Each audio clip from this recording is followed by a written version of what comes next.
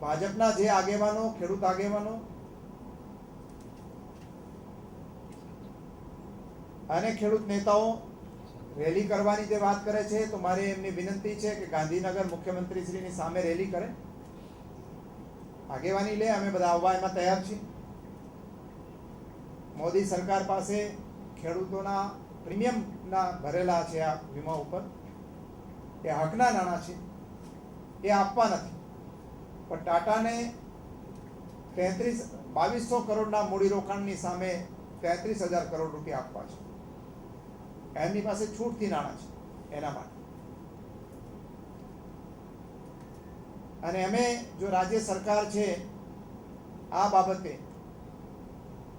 એમને કારણે આ વીમો ચૂકવાતો નથી, એમને કારણે અમે આવનારા દિવસોમાં ગુજરાતમાં જે જિલ્લાઓમાં પાક વીમાનો પ્રશ્ન છે ત્યાં અમે ગામડા બંધનું એલાન આપવાના છીએ.